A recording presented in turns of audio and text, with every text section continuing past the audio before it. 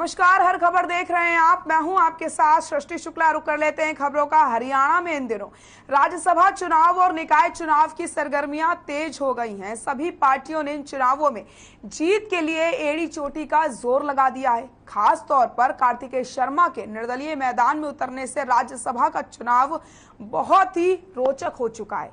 इसी कड़ी में भूपेंद्र सिंह हुड्डा भी रायपुर पहुंचे और उन्होंने क्या कुछ कहा और ऐसे में सरगर्मियां जो तेज हुई हैं, इसको लेकर के सियासत के गलियारों में क्या कुछ तनाव देखने को मिल रहा है, ये रिपोर्ट देखिए।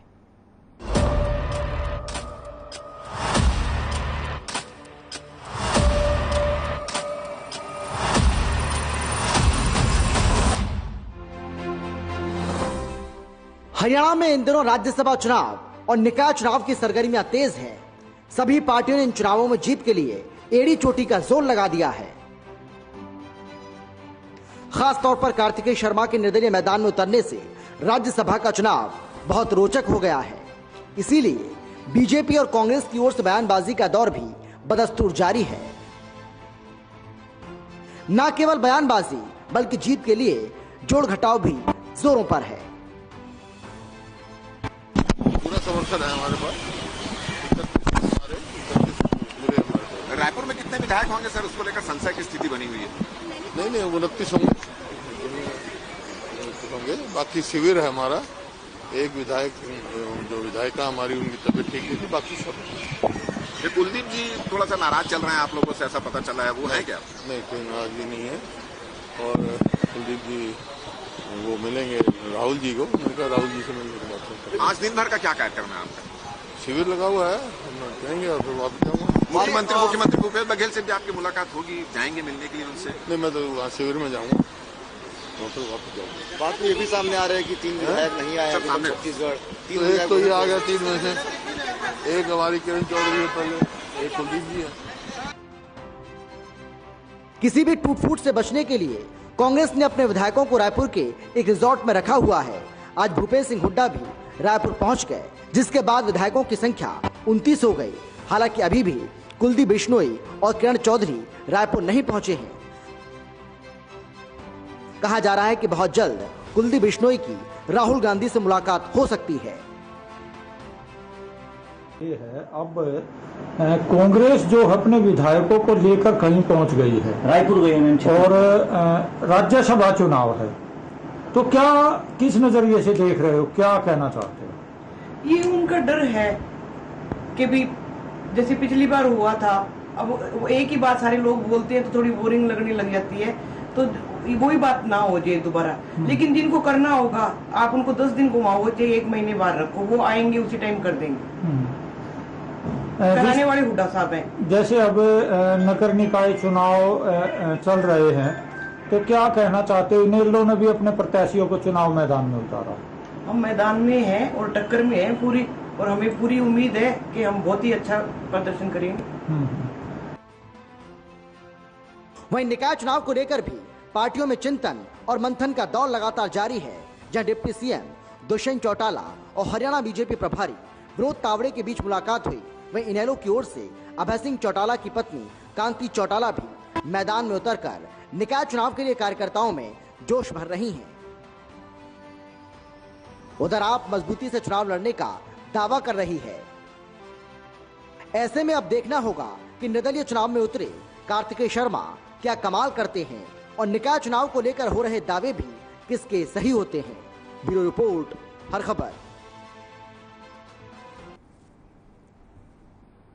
केंद्रीय युवा मामले और खेल मंत्री अनुराग ठाकुर पंचकुला पहुंचते हैं और ताऊ देवीलाल स्टेडियम में उन्होंने हरियाणा महाराष्ट्र के बीच हुए महिला कबड्डी मैच को देखा। मैच के बाद विजेता खिलाड़ियों को मेडल भी दिए। अनुराग ठाकुर ने कहा कि हरियाणा ने खेलों को लेकर के बहुत ज्यादा गंभीरता देखने को मिलती है। उन्होंने कहा कि चाहे बेटे हों या फिर बेटियां, हरियाणा ने दोनों को एक समान बढ़ावा दिया है। हरियाणा के खिलाड़ियों ने अपनी प्रतिभा हर मंच पर साबित करी है।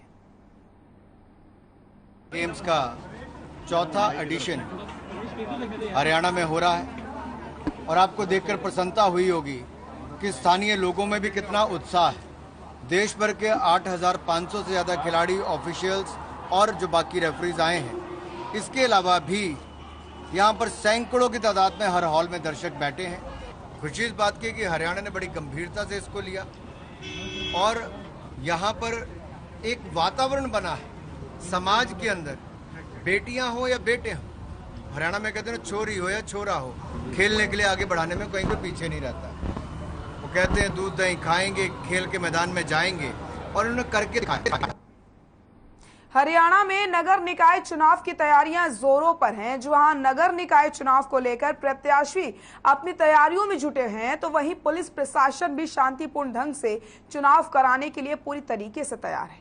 बात करें नारनौल पुलिस की, तो नारनौल पुलिस ने जिले में होने वाले नगर पालिका और नगर परिषद के चुनावों को लेकर सख्त नजर बना रखी है। जगह जगह पर चेकिंग की जा रही है और संवेदनशील बूथों के लिए अलग से टीमें भी बना दी गई हैं। जिला पुलिस अधीक्षक विक्रांत भूषण ने बताया कि लोकतंत्र में वोट डालने का अधिकार सबको है और आम जनता शांति से अपना मत का प्रयोग कर सके, इसके लिए पुलिस पूरी तरीके से तैयार है।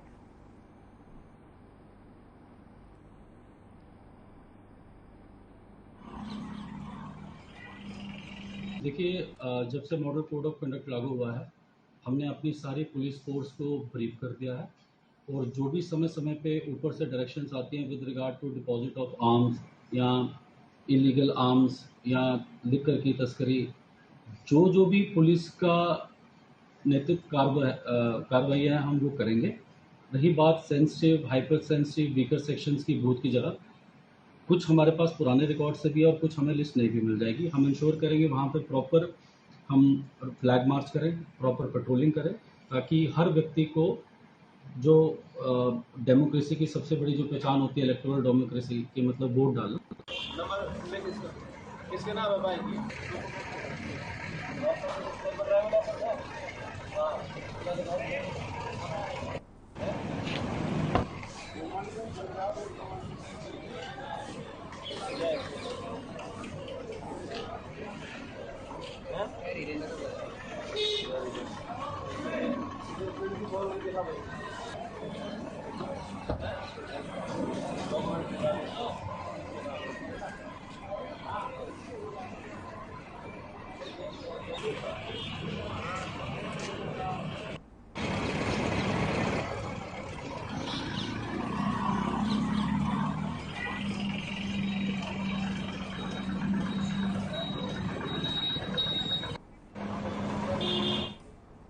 हरियाणा बाल कल्याण परिषद की मानद महासचिव रंजीता मेहता का बयान सामने आया। उन्होंने बताया कि विभागीय बैठक में 22 जिलों के स्टाफ के साथ मुलाकात हुई।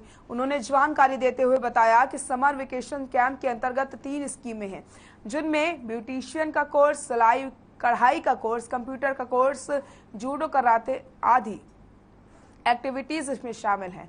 इन सभी को लेकर चर्चा की गई। साथ ही उन्होंने नशे पर नकेल कसने के लिए बॉर्डर एरिया पर अधिक ध्यान देने की बात कही, ताकि बच्चे नशे की चपेट में ना आ सके।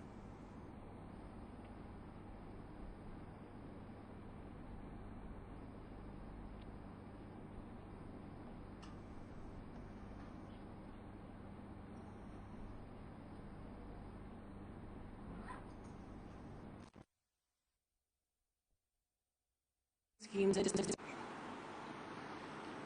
जो आपकी विभागीय बैठक हुई उसमें क्या चर्चा है?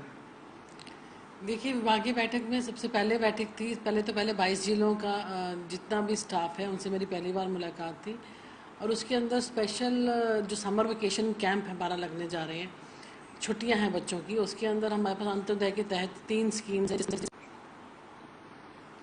मैम, जो आपकी विभागीय तो रंजीता मेहता का बयान सामने आया है। विभागीय बैठक में उन्होंने जानकारी दी है कि 22 जिलों के स्टाफ के साथ चर्चा हुई है और किस तरीके से नशे पर रोक लगाई जा सकती है, इसको लेकर के प्रशासन को अलर्ट कर दिया गया है, ताकि बच्चे नशे की जद से बाहर हो सके। रतिया में 19 जून को जहां नगर पालिका प्रधान पद और पार्षद पद के लिए चुनाव होने हैं, नामांकन के आखिरी दिन अनेकों पार्षद के पद उम्मीदवार ने अपना नाम वापस लिया। शहर के 17 वार्डों में से अब तक 48 पार्षद पद के उम्मीदवार मैदान में रह गए हैं, जबकि प्रधान पद के लिए 8 महिला उम्मीदवार मैदान में हैं। इस बारे में जानकारी देते हुए सुरेंद्र सिंह ने बताया कि 72 के करीब पार्षद पद के उम्मीदवारों ने अपना नामांकन भरा था। 3 उनमें से कैंसिल हुए, जबकि 26 ने अपना नाम वापस ले लिया। 43 पार्षद पद के उम्मीदवार मैदान में हैं। वहीं उन्होंने बताया कि नगर पालिका प्रधान पद के 8 महिला उम्मीदवार भी मैदान में हैं।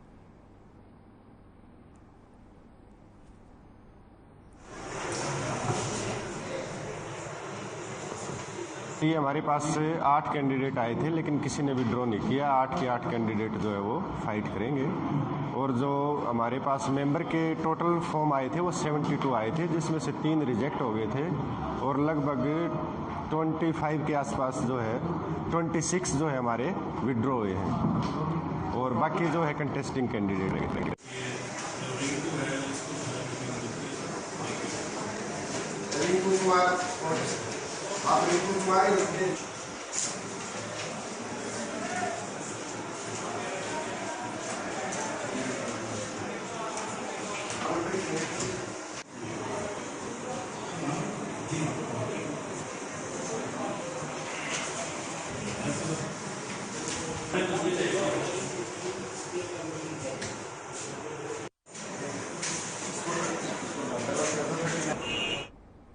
साइबर सिटी में 35 साल के युवक की ताबड़तोड़ फायरिंग करके हत्या की वारदात को अंजाम दिया जाता है।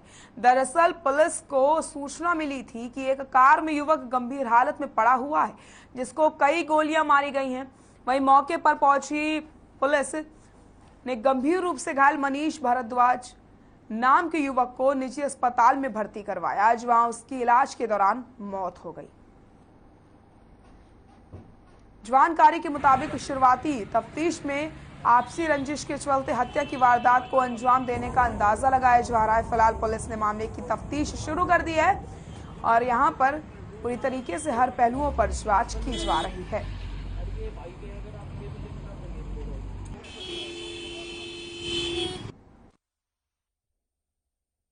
यहाँ से गाड़ी आ रही थी, पीछे गाड़ी के अंदर ही थे वो तीनों लोग। अच्छा। और वहीं से किसी ने गोली मारी है और वो जिसको गोली लगी है वो कंडक्टर साइड पे बैठा था, वो सीट पे गिरा हुआ। जब तक शोर मचा तब हम लोग बाहर आए तो देखा तब तक वहाँ कोई नहीं था, सिर्फ उसमें वही बंद रहा। ये आज दोपहर बाद एक lady Fatima school new colony police station के एरिया में वहाँ एक व्यक्ति के गोली लगने की सूचना पुलिस को प्राप्त हुई थी, जिसके संबंध में पुलिस वहाँ पहुँची तो जो घायल व्यक्ति था वो हॉस्पिटल में एडमिट था। वहाँ जाके आगे की कार्रवाई पुलिस द्वारा की जा रही है और इसमें जिस आदमी को गोली लगी थी उसकी शिनाख्त मनीष भारद्वाज के रूप में हुई है और उनसे शिकायत प्राप्त करके और आगे की इन्वेस्टिगेशन, आगे की जो पुलिस कार्रवाई है वो की जा रही है।